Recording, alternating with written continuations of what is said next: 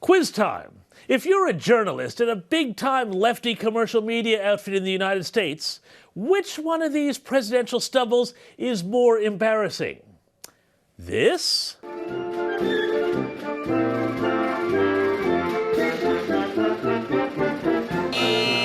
Or this?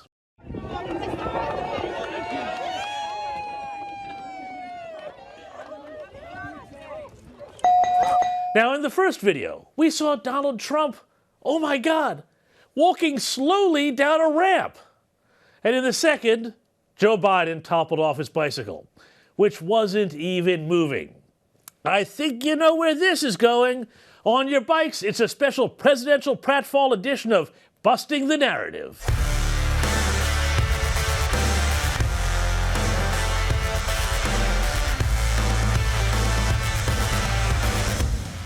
Ah, presidential stumbles. Live your life in front of the cameras and they're bound to happen to anyone. But very often, the story is not about the stumble, but how the press decides to play it.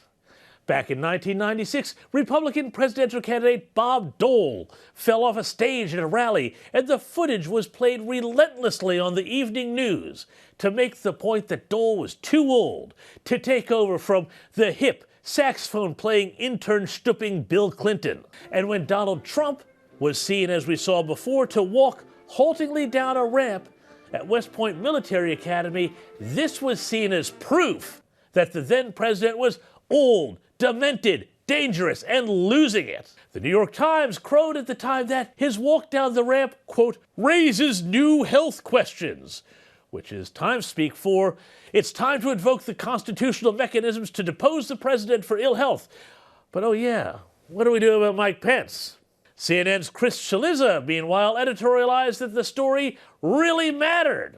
Psychology Today, which long ago fell into its own case of incurable Trump-induced neurosis, even demanded that the public see the president's brain scans.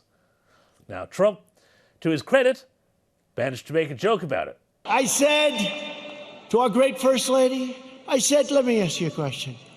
Was it that good, the speech, that I'm trending #1? Because I felt it was really good. No, they don't even mention the speech.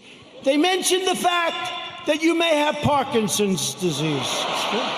But there's no joking about this when it comes to Biden. No.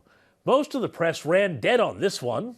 The New York Times, forced to cover the story, played it super straight and pointed out that, hey, George W. Bush also fell off his bike when he was president too, so shut up about it already.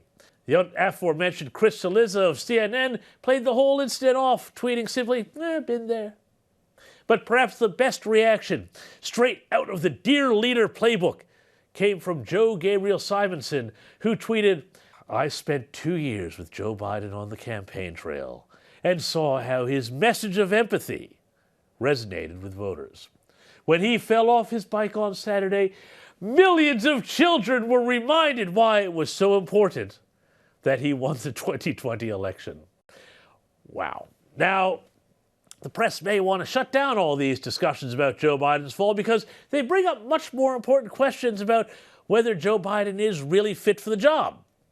Indeed, polls show that voters consider the president's fitness for the job to be a silly issue. A Harvard-Harris poll released in May found that nearly 2/3 of respondents said that Joe Biden looked like he was too old to be president, and that includes 72% of independent voters and nearly a third, 29%, of Democrats. Meanwhile, a YouGov poll found that more 2020 Biden voters, people who voted for Joe Biden 2 years ago, said they did not want him to run again.